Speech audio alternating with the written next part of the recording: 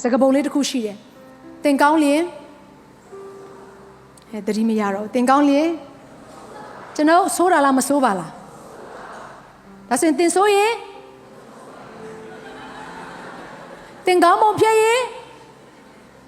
မဖြစ်တော့တော်တော်ရောက်သွားပြီသင်ကောင်းလျင်ကျွန်တော်မဆိုးပါဆိုတဲ့အဓိပ္ပာယ်ကဘာကိုပြောနေတာလဲအပြင်ကလူကကိုယ်လွှမ်းမိုးသွားတာထိမ့်ချုပ်သွားတာအမှန်တော့ခရစ်တော်ကသင်ကိုထိမ့်ချုပ်ပြီးတော့သင်ကဒီလောကကိုထိမ့်ချုပ်နိုင်တဲ့သူဖြစ်စေချင်တာလေလွှမ်းမိုးနိုင်တဲ့သူဖြစ်စေချင်တာလေအခုက outside in ဖြစ်နေတာအပြင်အရာကိုယ်တည်းကိုဝင်လာတာသင်ကောင်းရင်ကျွန်တော်မဆိုးပါသင်မကောင်းရင်တော့ကျွန်တော်ပြန်ဆိုးမယ်အဲ့တော့မင်းငါ့ကိုလာမဆိုးနဲ့ငါပြန်ဆိုးမယ်ဆိုတော့လောကကကျွန်တော်တို့ကိုလွှမ်းမိုးသွားတဲ့အရာဖြစ်တယ်ဒီလောကကတော့သူ့အလုပ်တိုင်းသူဆက်လုပ်နေမှာပဲဒါပေမဲ့ဒီလောကရဲ့ပြောင်းလဲခြင်းတဏ္ဍာန်ထဲမှာကျွန်တော်တို့မပြောင်းလဲသွားဖို့လိုတယ်ဘာတွေမပြောင်းလဲရဘူးလဲဖခင်သခင်နဲ့ဆိုင်နဲ့ကောင်းသောအမှုရာတွေမပြောင်းလဲဖို့အရေးကြီးတယ်အာမင်ဒါလေးကိုသတိရစေချင်တယ်သင်ကောင်းကောင်းမကောင်းကောင်းကျွန်တော်မဆိုးပါဘယ်နှမှာရှိရသူပြောသင်ကောင်းကောင်းမကောင်းကောင်းကျွန်တော်မဆိုးပါအာမင်ကဲတော့ဆရာမရဲ့ကျမ်းစာထဲမှာအဲ့ဒါပါလို့လားမဿဲခန်းကြီး9အခန်းငယ်41မှာဒီလိုပြောထားတယ်ဖတ်ပါအောင်အကျဉ်သူသည်သင်ကိုအနိုင်ပြု၍ခရီးတတိုင်သွားစေ၏ထိုသင်နှင့်တကွာနှစ်တိုင်သွားအောင်လို့ဘာကိုပြောတာလဲကိုကိုအနိုင်ကျင့်တဲ့သူတချို့ရှိပါလိမ့်မယ်တဲ့ကိုသွားဖို့အတွက်ခက်ခဲလေးလံတဲ့ခရီးတချို့ကိုအတင်းကိုတော့တခါတည်းတွန်းပို့တဲ့သူတချို့ရှိပါလိမ့်မယ်ဒါပေမဲ့တတိုင်သွားခိုင်းနှစ်တိုင်သွားလိုက်တယ်အဲ့ကောင်းကြီးရှိတယ်နော်ကျမပြောပြမယ်ဆရာဒီအရင်တော့ကျမအရန်နိုင်ကျင့်ခဲ့လိုက်တရားပြောဦးမှာပဲ तू က professional တီးတဲ့တယောက်လေ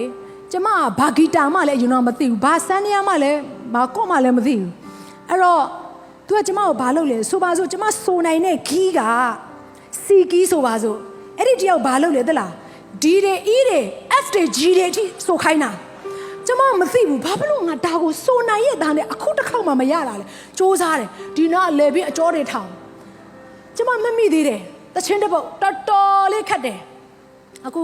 နောက်တချို့ဆိုပြန်ပွဲမှာလင်းစေပါပူဇော်ပါတူဒါအဲ့အမျက်နာတနာတယ်သူလှုပ်ခဲ့တဲ့တချင်းတစ်ပုတ်ရှိတယ်ချီးမွမ်းရနဲ့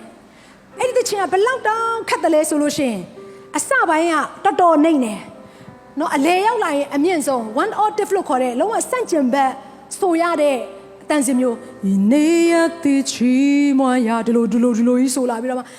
ပလင်မာမပေါင်းကြည့်တော့အဲ့လိုမျိုးတချင်းကိုသူကဘာလို့ဆိုအမြင့်ကြီးနဲ့လောက်တာဟာကျမအနေနဲ့လေတအားခတ်တယ်သလားစိုးနေနဲ့နားတွေကလေတွေတောင်ထွက်တယ်သူကျမကိုဘလောက်တောင်နှစ်တိုင်သွားစေခဲ့သလားတတိုင်မဟုတ်နှစ်တိုင်သွားစေခဲ့တယ်ဆိုတော့ကျမမမိသေးတယ်သူတို့အဲ့တချင်းအတန်သွင်းတဲ့နေရာနော်ကျမဘဝမှာလေသူတို့စမ်းသက်သမျှခံခဲ့ရတာတခါမှမလုပ်ဘူးတဲ့စတူဒီယိုသူတို့စတူဒီယိုဘယ်လိုလဲသိလား4000ပဲရှိတယ်ဒီအတောင်နဲ့တိုင်းရင်လေ1000 2000 3000 4000ပေါ့အဲ့ဒီ4000လောက်ပဲရှိတဲ့အခန်းထဲမှာအေးရကိုမရှိဘဲနဲ့ပန်ကာတသိနဲ့လေမှုတ်ပေးမယ်အဲ့တိုင်းပဲဆိုတဲ့အဲ့လေမှုတ်ပြီးအဲ့ထဲမှာဘလို့ဆိုခဲ့ရလဲဆိုတော့တချင်းတစ်ခွေလုံးပြီးဖို့ရတဲ့တညတည်းနဲ့အပြက်ဆိုရတယ်ဟယ်လို तू မောင်းတာလေအဲ့လိုတွားလိုက်တော့ဘာဖြစ်သွားလဲအခုကီးမြင့်နေဆိုနိုင်တယ်တချင်းချာကြီးလေးမရှိလဲဆိုနိုင်တယ်အတန်လည်းမဝင်တော့တခါတည်းကျမတို့ကနားမှာညင်းစိတ်တက်တဲ့သူတွေကကျမတို့ကောင်းကြီးဖြစ်စေတာအာမင်အဲ့ဒီဆိုးတဲ့သူတွေကြောင့်ကျမတို့စိတ်ရှည်တက်လာတယ်အဲ့ဒီဆိုးတဲ့သူတွေကြောင့်ကျမတို့သဘောကောင်းတက်လာတယ်အရေးချင်းတွေတိုးတက်လာတယ်ဒီလိုပြောလို့ဆရာဒီဆိုတာမဟုတ်ပါဘူးဆရာဒီကကျမကိုကောင်းစေခြင်းလို့ပါဟေရှာယ54နှစ်မှာလည်းဒီလိုဖော်ပြထားတယ်သင်ဤတဲရာကိုခြေစီလို့အဲ့ဒီနှလုံးသားတဲရာကိုချဲ့ထားပါတဲ့အာမင်သင်ဤနေရာမျက်နှာချက်ကိုချက်အောင်လို့နှမျောသောစိတ်မရှိနဲ့ကျိုးတို့ကိုရှေစီအောင်လို့တိုင်တို့ကိုမြဲမြံစွာစိုက်လို့ဟာလေလုယာအခုလှုပ်ဆောင်နေတဲ့အရာတွေအားလုံးကိုဆက်ပြီးတော့လုပ်ပါဘာဖြစ်လို့လဲဆိုတော့ဖခင်သခင်နှစ်သက်တဲ့အရာဖြစ်နေ